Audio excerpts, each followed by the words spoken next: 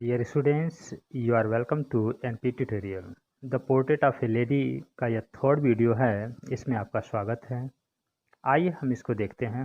When I decided to go abroad for further studies, I was sure my grandmother would be upset. जब मैंने आगे की पढ़ाई के लिए विदेश जाने का निर्णय किया, मैं निश्चित था कि मेरी दादी माँ बहुत ही बेचैन होंगी। I would be away for 5 years. 5 वर्षों तक मैं दूर रहूँगा। And at her age one could never tell.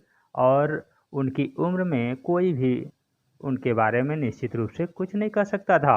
But my grandmother could. परंतु मेरी ग्रैंड मदर निश्चित थी। She was not even sentimental. वह यहाँ तक कि भावुक भी नहीं थी।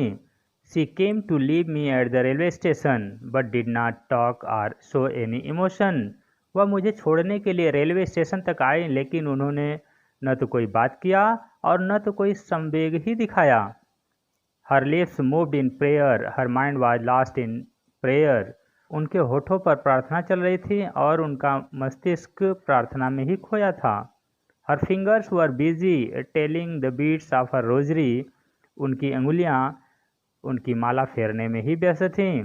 Silently she kissed my forehead. शांतिपूर्वक उन्होंने मेरे माथे को चूम लिया। एंड व्हेन आई लेफ्ट, और जब मैं जाने लगा, I cherish the moist imprint as perhaps the last sign of physical contact between us. उनके चुंबन की गीली छाप को अपने शारीरिक संपर्क की अंतिम मूल्यवान निशानी समझ करके मैं अपने मन में संभाले रखा। But that was not so. परंतु ऐसा नहीं था। After 5 years I came back home. 5 साल के बाद मैं वापस घर लौटा। And was met by her at the station. और उनसे स्टेशन पर ही मिला। She did not look a day older. वह एक दिन भी बूढ़ी नहीं लग रही थी। मीन्स जैसा 5 साल पहले थी, वह 5 साल बाद भी वैसी ही लग रही थी। She still had no time for words. अब भी उनके पास शब्द कहने के लिए समय नहीं थे। And while she clasped me in her arms. और जबकि उन्होंने मुझे अपनी बाहों में भर लिया, I could hear her reciting her prayers. मैं सुन सकता था उन्हें उनकी प्रार्थना को गुनगुनाते हुए। Even on the first day of my arrival, यहाँ तक कि मेरे घर पहुँचने के पहले दिन भी, her happiest moments were with her sparrows. उनके सबसे खुशहाली वाले समय उनके स्पैरोज के साथ ही थे। whom she fed longer and with frivolous rebukes। जिन्हें वह और अधिक समय तक थोड़ा सा खुशहाली से डांटते हुए दाने खिलाती रहीं। In the evening a change came over her. शाम को उनके अंदर एक परिवर्तन आया। She did not pray. उन्होंने प्रार्थना नहीं किया, उन्होंने पूजा नहीं किया। She collected the women of the neighbourhood. वह पड़ोस की महिलाओं को इकट्ठा कर लीं। Got an old drum and started to sing. एक पुराना ढोलक उठा ली और गाने लगी। For several hours she thumped the sagging skins of the dilapidated drum. कई घंटों तक वह ढीली ढाली उस पुरानी ढोलक को दोनों तरफ से थाप देती रहीं, मीन्स बजाती रहीं। And sang the home coming of warriors. और योद्धाओं के घर लौटने पर जो गीत गाए जाते हैं, वह गीत गाएं। We had to persuade her to stop to avoid overstraining. हमें उन्हें अत्यधिक मेहनत करने से बचने के लिए मनाना पड़ा। That was the first time since I had known हर। जब से मैंने उन्हें जाना था, तब से यह पहला अवसर था that she did not pray, कि उन्होंने पूजा नहीं की। The next morning she was taken ill. अगली सुबह वह बीमार पड़ गईं। It was a mild fever. उन्हें हल्का बुखार था। And the doctor told us that. और डॉक्टर ने हमसे बतलाया कि इट वुड गो, यह जल्दी ही चला जाएगा। But my grand mother thought differently. लेकिन मेरी दादी माँ अलग तरीके से ही सोचती थी। She told us that her and was near. उन्होंने हम लोगों से बताया कि उनका अंतिम समय आ गया है। She said that since only a few hours before the close of the last chapter of her life, she had omitted to pray, she was not going to waste any more time talking to us. उन्होंने कहा कि क्योंकि वह अपने जीवन के अंतिम chapters के बंद होने से ठीक पहले प्रार्थना करना भूल गई थी, इसलिए वह हमसे बातें करके अपना समय नष्ट नहीं करना चाहती।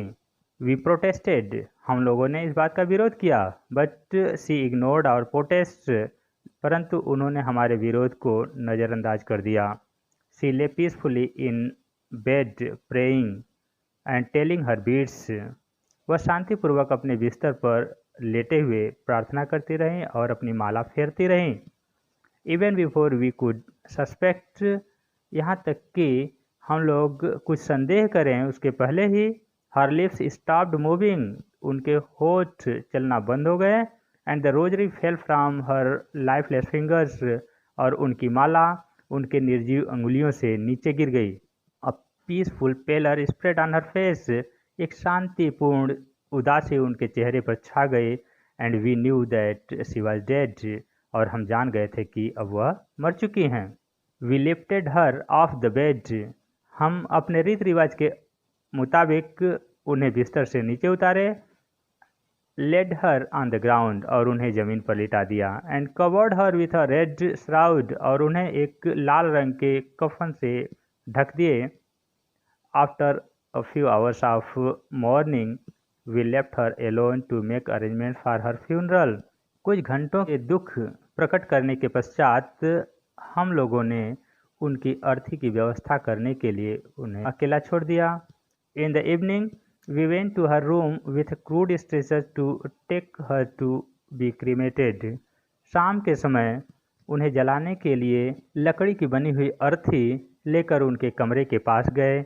द सन वाज सेटिंग, सूर्य अस्त हो रहा था, and had lit her room and verandah with blaze of golden light, और सूर्य की सुनहरे प्रकाश बरामदा और उनके कमरे को एक तेज प्रकाश से प्रकाशित किए हुए थे। We stopped halfway in the courtyard, हम आंगन में आधे दूर चलकर ही रुक गए।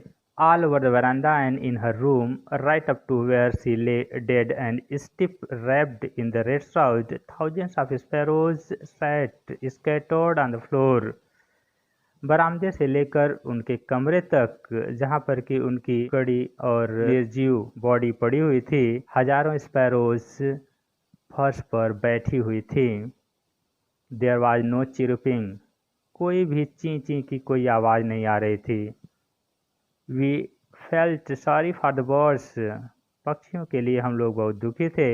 And my mother fetched some bread for them, और मेरी माँ उनके लिए कुछ रोटियां लाईं। She broke it into little crumbs, उन्होंने इन्हें छोटे छोटे टुकड़ों में तोड़ा।